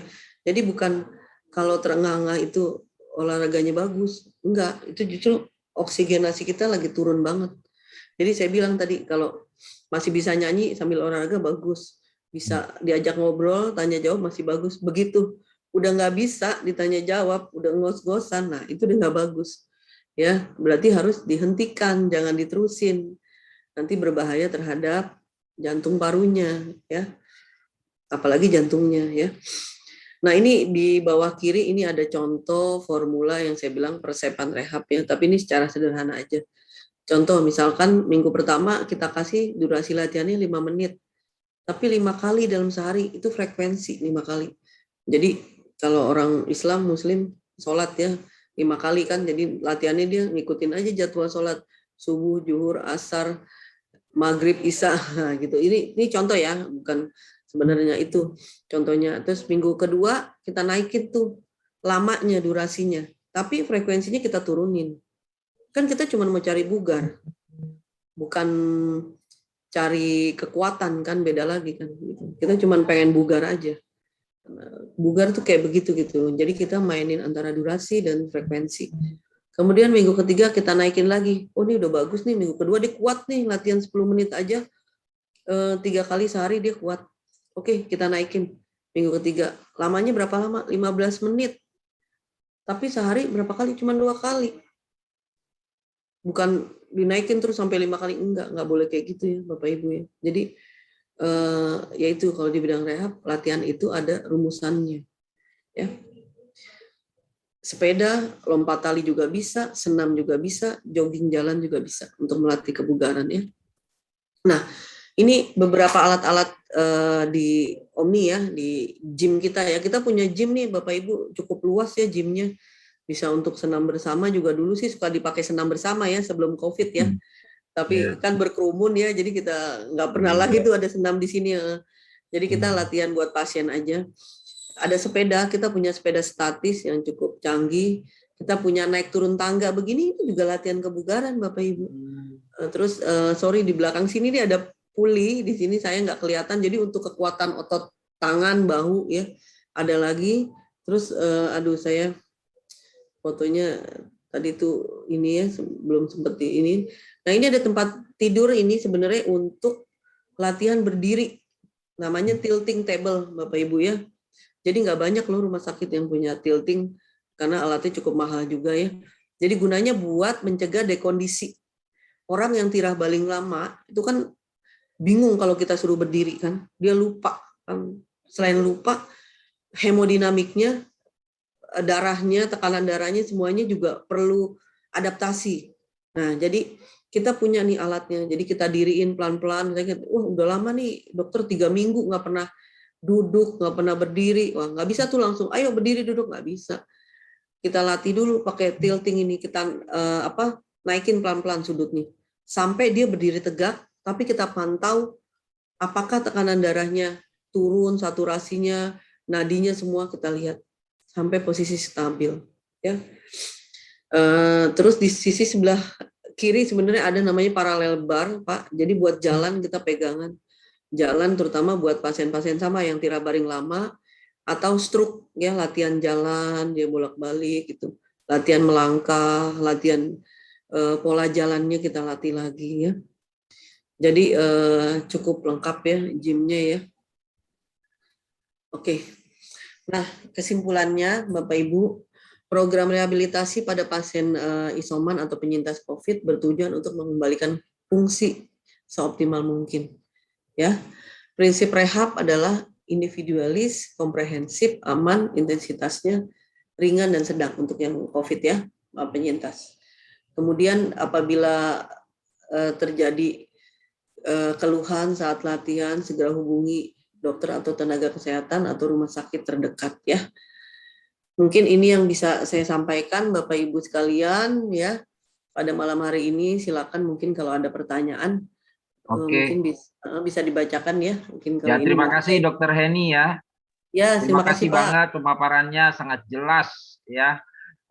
Memang ini banyak dialami oleh yang rekan-rekan ya yang pernah terpapar COVID ya. Jadi perlu waktu untuk kembali rehab kembali sempurna seperti sebelumnya ya. Jadi jelas banget step-stepnya. Oke. Sudah ada banyak pertanyaan nih Dok ya, saya bacakan saja Dokter ya. Iya Pak. Oke, ini ada pertanyaan dari Bu Talita ya. Selamat malam, perkenalkan saya Talita dari Bogor. Ingin bertanya, seberapa bahaya sih Dok varian COVID terbaru saat ini yang banyak diberitakan di media sosial? Oh, jadi masih ya kita pasti ada di medsos, kita masih ada aja info-info dan yang lain-lain ya. Dan bagaimana cara kita membedakan tipe varian COVID yang ada? Nah nih dok, ya varian apa yang terakhir saya juga dengar tuh ya? Itu Ya apa sih? katanya Oke. yang terakhir tuh COVID Mu ya, itu dari Amerika Latin ya katanya ya. Iya, Januari udah ada di sana. Ya mudah-mudahan sih nggak masuk Indonesia ya, mudah-mudahan iya, ya. Jadi kemarin kalau di Indonesia sih setahu saya Delta ya, kita yang banyak tuh iya. Delta. Waktu Juli itu ya, peaknya tuh Juli itu Delta. Delta memang ya, Delta cepat itu. sekali itu. Delta itu kan cepet Pak gitu, cepet banget, terus jeleknya juga cepet gitu. Itu dari India Delta. Nah memang sih agak susah ya membedakan ini si Delta, Alpha, Kappa ya, itu agak susah sih gitu membedakannya ya. Tapi intinya sih pasti yang terganggu adalah saluran pernafasan. Nomor satu saluran pernafasan yang paling diserang sama COVID ya. Jadi ya menurut saya sih ya gimana Ibu ya, karena ini hampir sama semuanya, kumannya kan juga sama ya. Yang penting kita tetap prokes walaupun kita udah divaksin ya. Jadi vaksin itu bukan menahan kita kena COVID, enggak, menyembuhkan juga enggak, tapi membuat kalau kita kena itu enggak terlalu parah gitu loh. Jatuhnya jangan sampai kita sampai meninggal atau gangguan pernafasannya itu parah ya. Kan itu yang paling parah kan di pernafasan masalahnya Pak. Bukan di mata, bukan di otak, bukan, tapi di pernafasan kita. Ya. Mungkin itu Pak yang dapat saya. Oke ya, jadi yang paling mudah bisa kita lakukan adalah prokes ya, benar-benar walaupun kondisi sekarang sudah landai, sudah ini kita jangan euforia wah gitu ya. Jangan kita prokes, hindari aturan-aturan ya. Iya, karena udah ada ancaman si Miu itu katanya mau datang. Karena udah ada lagi ancaman. Iya, tapi kita harus hati-hati deh. Prokes, jaga kesehatan, olahraga, jaga kebugaran, benar, olahraga. ya. Ya, imunitas kita harus ditingkatkan, imunitas kita ya. Oke. Ya. Oke, Bu Dokter, ada pertanyaan lagi nih. Dok, dari Hanasia ya. Dok, 4 bulan lalu saya kena COVID. Setelah dinyatakan negatif, sampai saat ini kondisi saya tak sesehat sebelumnya. Ya, sekarang gampang lelah dan napas rasanya pendek. Nah, itu seperti yang disampaikan oleh dokter tadi ya. Saran apa yang perlu saya lakukan dari Hanasia? Ya, buat Bu Hana, saran saya nggak tahu Bu Hana waktu itu sempat dirawat nggak ya? Kalau sempat dirawat, semoga sempat juga dilatih sama tim rehab ya. Biasanya sih sekarang di Jakarta maupun seluruh Indonesia sih tim rehab udah masuk ya jadi tim COVID ya. Jadi kalau pernah dilatih, lakukan latihan itu. Sekarang walaupun Ibu kan ada masih nafasnya tuh masih pendek-pendek ya. Lakukan latihan nafas. Yang tadi ada di video saya tuh breathing exercise, for sleep breathing kalau sesak, terus batuk efektif itu lakukan. Terus Ibu berjemur. Terus untuk mengurangi kelelahan Ibu, kelemahannya. Tadi Bu, latihan kebugaran Bu. Ibu punya apa di rumah? Punya sepeda statis, naik sepeda statis. Ya, punya bangku, ya latihan itu aja, duduk berdiri, duduk berdiri, duduk berdiri 1 menit. Ibu bisa dapat berapa? Nggak ada sesek, nggak ada terengah-engah. Oke, besoknya latihan lagi, naikin repetisinya, ulangannya dinaikkan, nggak ada masalah, bisa naikin terus. Yang tadi saya kasih contoh itu ya Bu ya, kebugaran itu. Jadi Ibu mau durasi pendek dulu nih, misalkan 1 menit nih. Frekuensinya Ibu lakukan 5 kali. Nah, terus Ibu mau naikin lagi nih. Oh, udah bisa nih, 1 minggu pertama udah kuat, nggak ada masalah. Minggu kedua Ibu bisa naikin, durasinya Ibu panjangin. Misalkan saya pengen 2 menit deh. Nah, tapi frekuensinya ngerjainnya berapa kali, kurangin Bu, 3 kali gitu. Nah, Ibu kuat nih, minggu kedua, naikin lagi minggu ketiga. Itu Bu, latihan kebugaran. Pasti Ibu akan berkurang deh lemas-lemasnya. Ya, tapi kalau bagusnya ya Ibu ketemu dokter ya, bisa datang ke dokter rehab. Kalau di kota Ibu ada dokter rehab, silakan cari dokter rehab di mana aja. Ibu datang, Ibu minta, dok, saya keluhannya gini, saya pengen dibuat jadi bugar kembali, saya jadi sehat kembali, seseknya berkurang. Pasti dokter rehab akan meresepkan, oh Ibu latihan ini, resepnya ini. Latihan, walaupun Ibu cuma latihan nih, Ibu bisa datang ke rumah sakit, atau Ibu dikasih resep buat di rumah. Dokter rehab bisa pantau gitu Bu. Nanti Ibu nih, saya kasih resep ini ya, kerjain aja di rumah boleh. Misalkan rumah sakitnya misalkan nggak punya gym gitu ya, kayak di Omni kan bagus kita punya gym lengkap. Tapi kalau ada yang nggak punya gym nih, ya udah nggak apa-apa, nanti dokter Rehab akan kasih resep, ini ibu kerjain ini, yang mampu laksana, ibu mampu laksana. Nanti evaluasi, kapan ibu evaluasi, misalkan dokter kasih target, ibu targetnya adalah bisa ini ya, begini ya, nanti udah tercapai, ibu kembali lagi ke saya, kita buatin lagi program baru. Seperti itu Pak.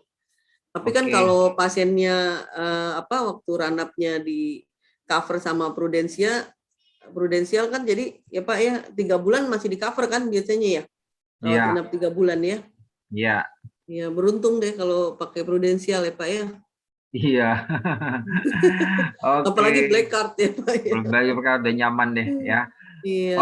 Itu ya terima kasih Dok. Kelihatannya masih banyak pertanyaan ya, tapi kita akan tayangkan video berikut ya buat Bapak Ibu sekalian nih.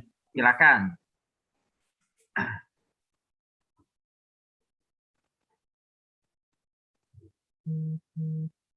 Pak Epet, silakan.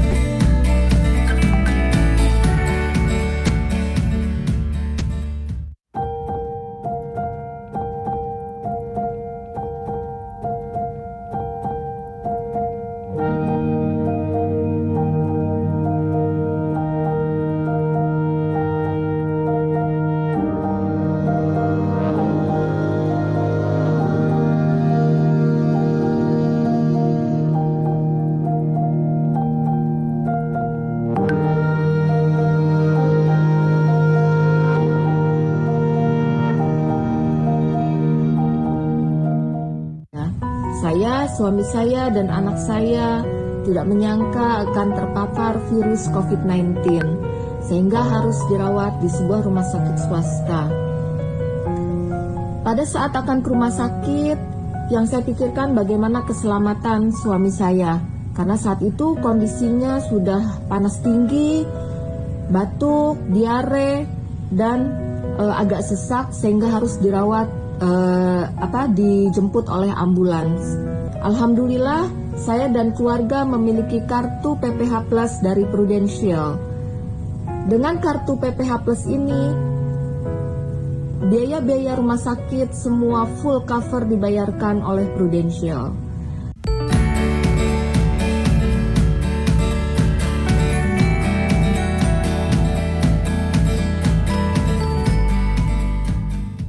Ya, itu salah satu yang disampaikan. Ya.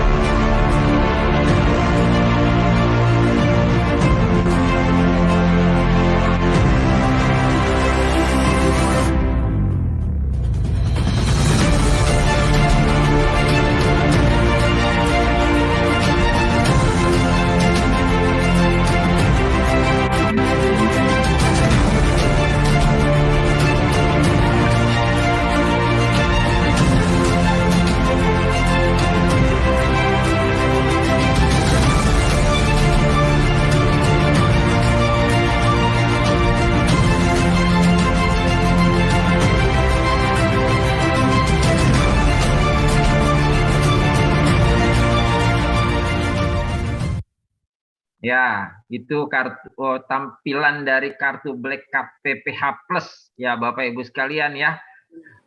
Punya kartu itu tinggal gesek, pikiran tenang, tinggal fokus kepada kesembuhan.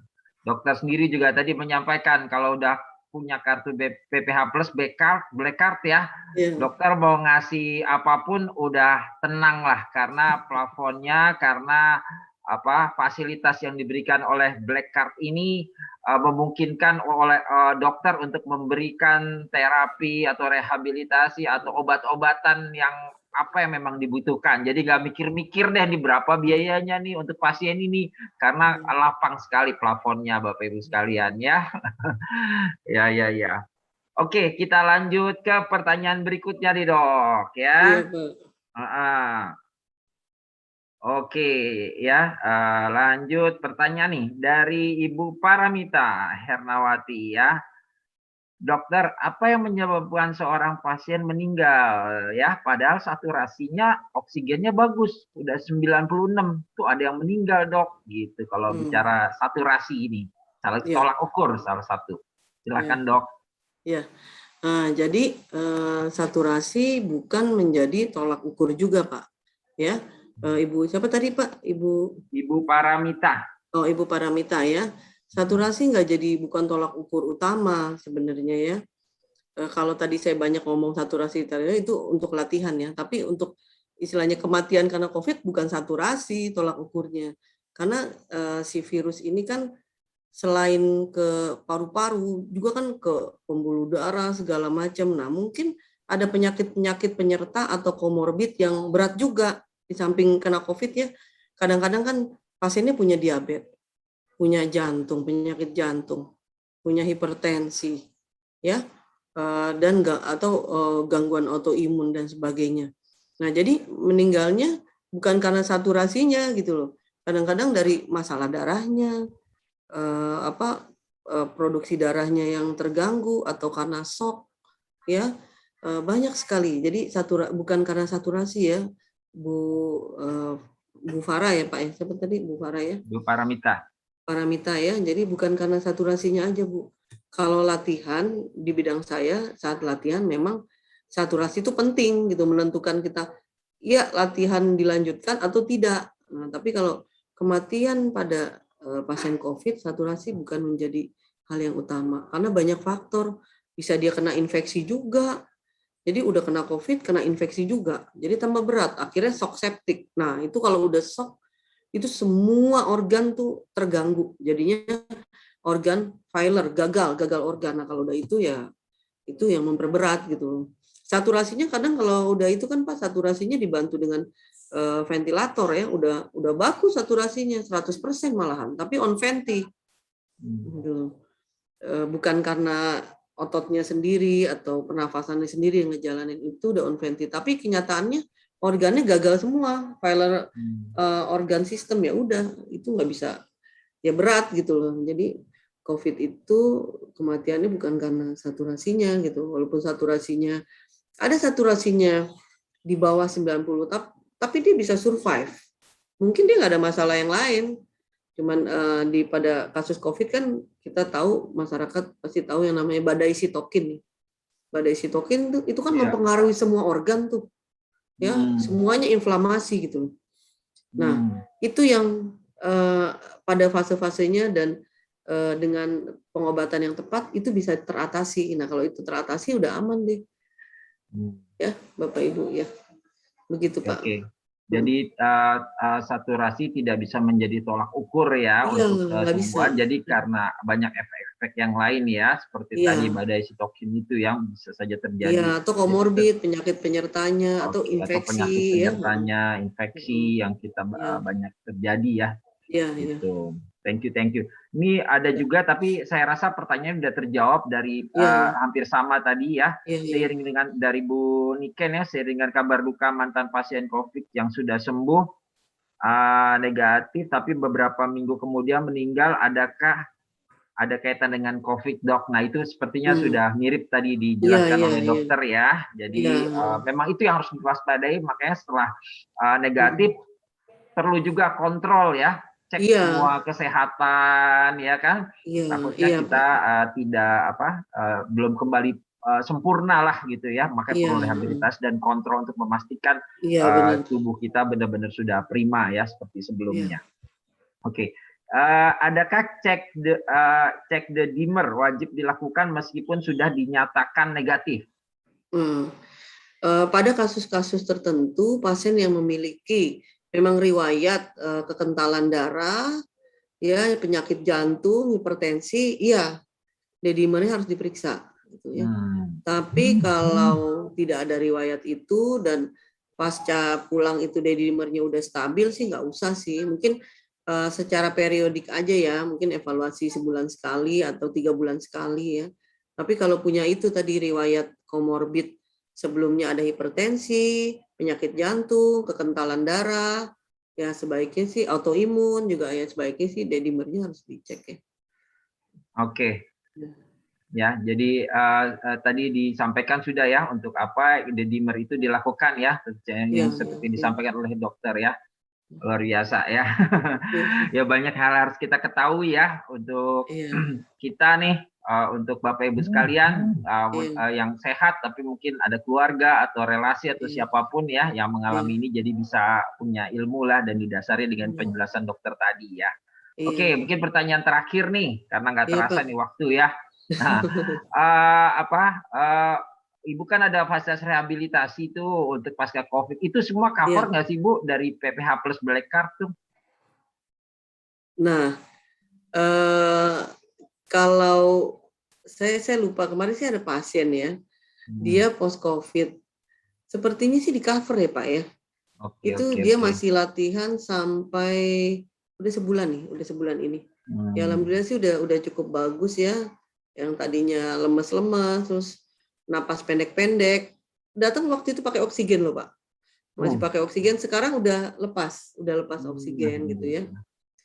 Ya alhamdulillah sih udah sebulan udah bagus sih, udah rajin, tapi dia datang rajin ya, saya minta 3 kali seminggu dia datang latihan, terus benar-benar yang kayak tadi itu Pak, gambarnya dia datang dengan saya udah saranin pakai baju olahraga, pokoknya siap untuk olahraga lah, datang rehab itu untuk olahraga, iya. Kuat ya. Latihan kebugaran, pokoknya saya udah bilang Pak, kita di sini latihan loh ya, Bapak harus siap, jangan bukan tidur terus ya maaf ya dipanas-panasin, disetrum gitu, enggak, kita benar-benar latihan. Dia pindah dari naik sepeda, latihan naik tangga, semua latihan. Jadi alhamdulillah sih udah sebulan ini udah baik. Sepertinya sih di cover ya. Pak ya, mungkin Bapak yang lebih ini ya yang black card ya. Tapi kalau ya penyakit yang lain sih udah pasti sih Pak, udah banyak sih yang di cover, kayak stroke nih ada keluarganya teman sejawat kita juga stroke. Ya alhamdulillah pakai prudensial kan, terus saya lihat wah asuransinya ini nih udah black card, udah aman ya, udah kita kasih maksimalkan gitu. Iya. Pokoknya rumah sakit kalau ngelihat kartunya Pak black card, udah tenang deh, nggak bisa mikir biaya dan yang lain-lain ya. Iya, udah aman. Gitu. Jadi pakai apa asuransinya apa? Prudensial yang apa? Black card. Oh udah deh. Oke, silakan ya, karena lapang buat dokter ya untuk memberikan. Benar, Pak. Saya sih bertanya kepada pasien, maaf nih Bapak Ibu, biayanya pakai apa, pribadi atau asuransi? Saya selalu tanya. Kalau misalnya asuransi, oh ya udah saya lihat asuransi oke nih, aman. Bukannya saya pilih-pilih ya, tapi kan kasihan juga kalau misalkan dok saya pribadi ya mungkin terbatas, terus saya kasih yang berbagai macam ya, yang inilah gitu kan, kasihan juga kan gitu loh. Mungkin saya cariin, oh ya udah kalau pribadi, terus apalagi kalau dicerita ini itu kan, tentunya orang sakit kan ya nggak mungkin ada yang senang ya Pak ya, pasti kan suasananya lagi sedih ya. Jadi memang sih asuransi bagus lah, asuransi kesehatan sangat dibutuhkan lah ya, menolong masyarakat. Jadi baik buat pasien, baik buat dokternya juga untuk progres kesembuhan pasien ya dengan adanya kartu black card tersebut ya. Pak. Oke. Wah, pemaparannya lengkap, tadi penjelasannya juga jelas ya. Ini ilmu ini berharga banget buat kita nih semua dokter ya. Bapak Ibu sekalian. Oke, tadi kita udah singgung banyak mengenai black card ya. Kita lihat video nih, keren banget nih videonya nih Bapak Ibu sekalian ya, tentang black card juga ya, dikaitkan dengan apa yang disampaikan oleh dokter tadi. Silakan.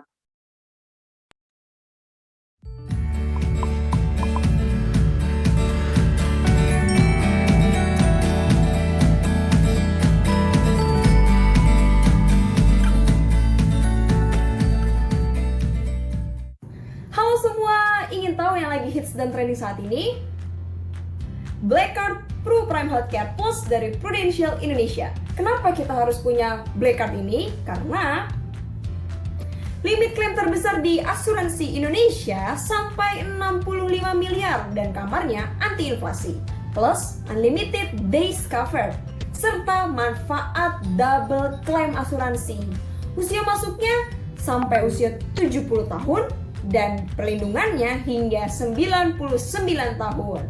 Manfaat yang gak kalah keren adalah manfaat rawat jalan untuk kanker dan cuci darah, semua sesuai tagihan. Nah, tunggu apa lagi teman-teman semua? Segera miliki kartu Pro Prime Healthcare Plus dari Prudential Indonesia sebagai solusi proteksi kesehatan terbaik masyarakat semua. Prudential, listening, understanding, and delivering. Tuh, black card ya, limitnya sampai 65 miliar, kamarnya anti inflasi, unlimited days covered ya. Pokoknya nyaman banget ya dengan punya black card ada di kantong kita, atau sekarang kartunya digital ya, tinggal download dari aplikasi Pulse-nya Prudential, nggak usah repot-repot, udah ada di handphone kita anytime. Nah, namanya risiko kita nggak tahu kapan bisa terjadi ya. Yang pasti memastikan apabila terjadi risiko sakit dan harus dirawat inap, kita udah nggak pusing ya mikirin biayanya, karena semua di cover oleh Prudential melalui Black Card PPH Plus ya. Jadi pasien bisa fokus tenang, dokter dan rumah sakit yang memberikan pengobatan ya untuk kesembuhan juga tenang, dan insya Allah semuanya bisa menghasilkan hasil yang terbaik buat kesembuhan semua ya. Nggak hanya untuk cover untuk COVID-19, tadi di testimoni tadi penjelasan sudah lengkap sekali, banyak sekali ya pasien-pasien nasabah Prudential yang di cover karena COVID-19. Tapi juga Black Card mengcover perawatan kanker, rawat jalan, cuci darah, bahkan penyakit-penyakit yang lainnya ya, atau imun dan yang lain-lain bisa di cover dengan Prudential ya. Pastikan Bapak Ibu yang kartunya masih belum Black Card, mungkin yang kerang atau yang warna merah, cepat-cepat segera di-upgrade, disesuaikan dengan kartu yang trending zaman now, seperti tadi ya disampaikan di video tadi oleh Nia. Kartu yang lagi viral dan trending zaman now adalah Black Card PPH Plus, Bapak Ibu sekalian ya.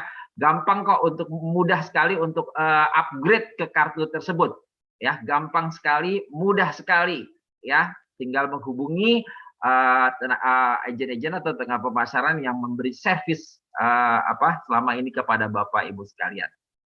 Oke, Bapak Ibu sekalian, tak terasa ilmunya wow luar biasa, daging nih buat kita ya. Dapat banyak hal dari Dr. Heni ya. Thank you Ibu Dr. Heni ya. Untuk Bapak Ibu sekalian jangan khawatir, yang masih ada pertanyaan yang belum dijawab, nanti kita akan deliver pertanyaan tersebut untuk kita bisa sampaikan. Silakan menghubungi yang mengundang Bapak Ibu sekalian. Terima kasih Dr. Heni, waktunya, ilmunya, barakallah. Mudah-mudahan menjadi berkah buat Dr. Heni ya. Ya, jadi berkah. Dokter juga sehat, karena dokter sangat dibutuhkan nih, profesi dokter nih untuk saat seperti saat ini dan kapanpun ya.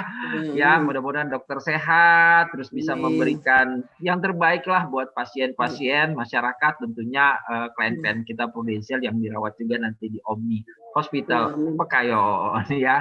Thank you buat Ibu Evindari ya, penjelasannya ya sangat upgrade lagi kita, jadi jelas lagi apa sih fasilitasnya dari Omni Pekayon. Pak Nadine juga thank you, nggak bosan-bosannya untuk mensupport kita semua. Dan thank you. Ya, thank you. Ya, mudah-mudahan silaturahmi tetap berjalan ya. Dan buat Bapak Ibu sekalian, nasabah-nasabah yang ada di sini, walaupun dan juga yang umum ya, di sini kan nggak cuma nasabah saja, karena sifatnya edukasi, webinar buat kesehatan buat siapapun, maka kita open juga buat siapapun untuk mengetahui ilmu medis atau kesehatan yang sangat berharga buat kita semua masyarakat saat ini. Terima kasih. Ya, sampai ketemu lagi di webinar berikutnya, tentu dari Cahaya Community. Tentunya kita akan menghadirkan pembicara-pembicara yang expert di bidangnya ya. Nantikan flyer berikut untuk Bapak Ibu, pastikan untuk hadir. Terima kasih. Kita tutup acara ini dengan sama-sama baca hamdalah. Alhamdulillahirrabbilalamin.